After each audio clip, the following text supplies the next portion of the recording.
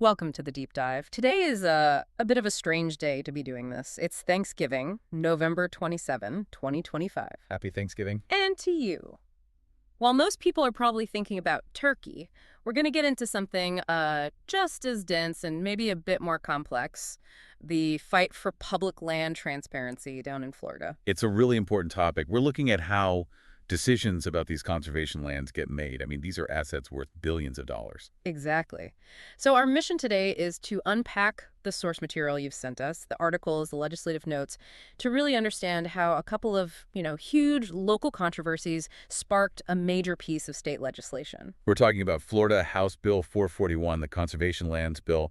It's all about fixing what a lot of people saw as a completely broken, opaque system. Right. This is about more than just parks. It's about how citizens can actually get involved and draw a line when it comes to, selling off the state's natural heritage. And the person at the center of the legislative fix, Representative Kim Kendall, really shows how local pushback can and did lead directly to a call for statewide change. Okay, let's dive into it.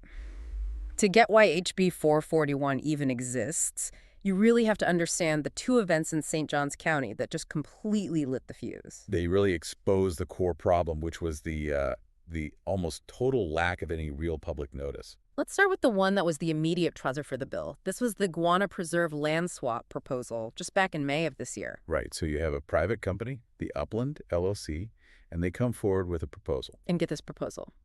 They wanted to swap 600 acres of the Guana River Wildlife Management Area, a really beloved local spot, for 3,000 acres of land somewhere else in the state.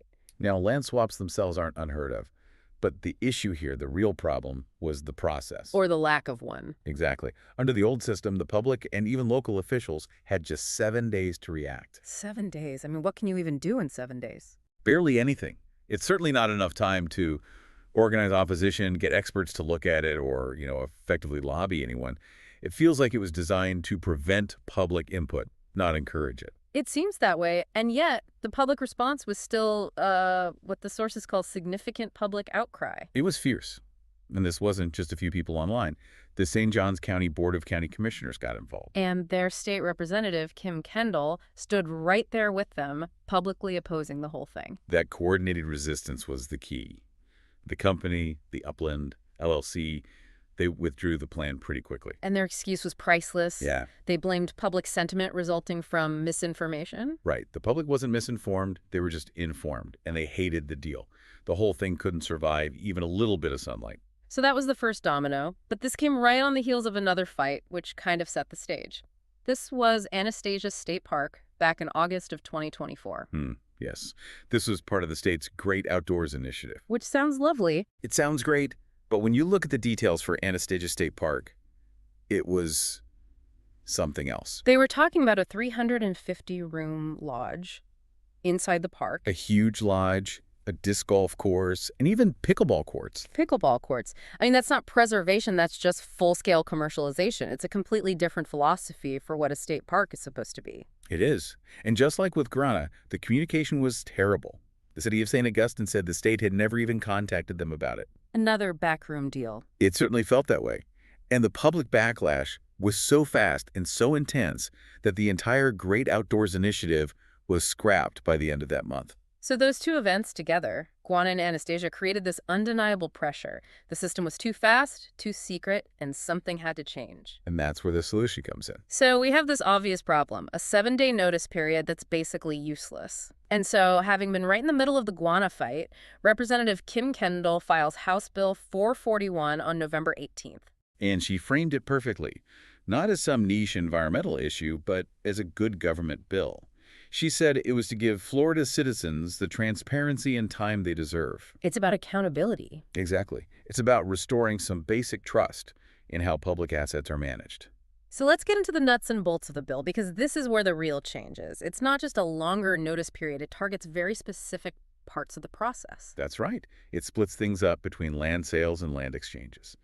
Let's start with sales. Okay, so if the state wants to sell off conservation land. For sales, HB 441 requires the Division of State Lands to publish all the information at least 30 days before the Board of Trustees meets to vote on it. And the Board of Trustees, that's the final decision maker, right? That's the final stop. Yeah. So moving from 7 days to 30 days before that final vote. That's the game changer. It gives people actual meaningful time to react. Okay, that makes sense for sales. Now, what about exchanges, like the Guana proposal? That process is a bit different. It is. Exchanges are first vetted by a group called the Acquisition and Restoration Council, or ARC.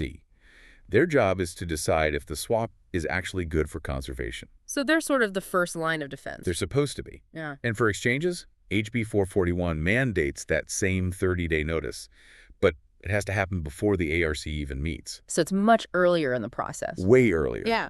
And the notice has to include all the details, the parcels, the easements, and, this is crucial, a formal statement explaining exactly how the exchange benefits conservation. That forces their hand. They have to make the case publicly upfront. They can't just say, trust us anymore. And there's one more piece. Financial transparency. Ah, the appraisals. Yes. The bill says all land appraisals for any deal have to be made public. So no sweetheart deals, or at least if there is one, everyone will see it. It adds that economic accountability. So as of today, Thanksgiving, the bill's been referred to 3 committees, and it seems to be moving fast, which really reflects that urgency everyone felt. And, to really get how big a deal HB 441 is, you have to see it as part of this bigger shift in Florida, especially after that Anastasia mess. You're right. I mean, even before this bill, that backlash led to another new law, the State Park Preservation Act. Which Governor DeSantis signed back in May. That one specifically targeted the kinds of things proposed for Anastasia. It did 2 really important things. First, it just flat out prohibits building things like lodges, golf courses, and yes, pickleball courts in any of Florida's 175 state parks. So a clear line in the sand against that kind of commercialization. A very clear line. And second, it also brought in that 30-day notice requirement for any updates to park management plans. So that 30-day window is becoming the new gold standard for transparency in Florida. It really is. It's a fundamental shift. Now, if you zoom out even more, you can see how this brings Florida much more in line with federal standards. You're talking about the Federal Land Policy and Management Act, FLPMA, from '76. That's the one. It governs how federal land exchanges work, and it has these really strict requirements that Florida just didn't have. Like what? Well, for one, the federal government has to make a formal public interest determination.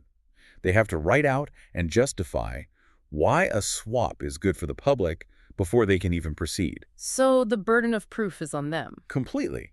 And second, they have to publish something called a Notice of Exchange proposal in local newspapers to actively ask for comments. So they're not just posting it on some website and hoping people find it. No, they're reaching out to the affected community. So what HB 441 does, really, is it pulls Florida's state process out of the shadows and brings it much closer to these, long-established federal best practices. All of this, the policy, the procedure, Yeah. it's easy to get lost in the weeds, but we have to talk about the so what factor, the money. Yes, because protecting these lands isn't just about the environment. It's a massive economic issue. When you look at the numbers, you realize that a rushed 7-day deal isn't just bad policy. It's a huge financial risk. An enormous risk. The Florida State Parks Foundation put out data last year in 2024, and it's pretty staggering. Let's hear it. Okay, so Florida state parks and trails generated a direct economic impact of $3.8 billion on local economies. 3.8 billion. Billion. That's money going directly into local businesses, hotels, restaurants, shops, all because of the parks. That's not a side hustle for the state's economy. That's a pillar. It's absolutely foundational. And beyond that, these parks supported over 52,000 jobs. 52,000 jobs. And they contributed over $250 million, $250 million in state sales tax revenue alone. So when you look at it that way, a bill like HB 441 isn't just about transparency. It's an essential financial guardrail. It's economic self-defense.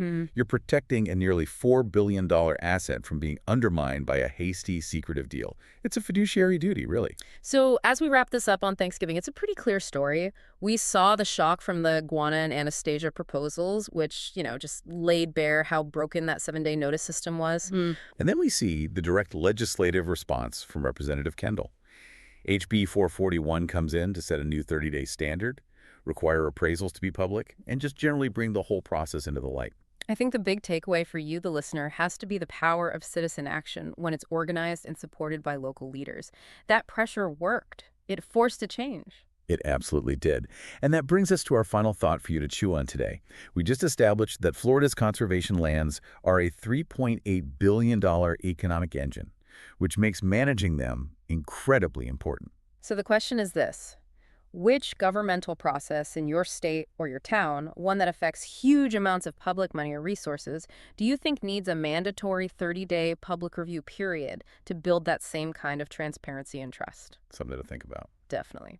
Thank you for joining us for this deep dive into land, law, and the ongoing fight for accountability.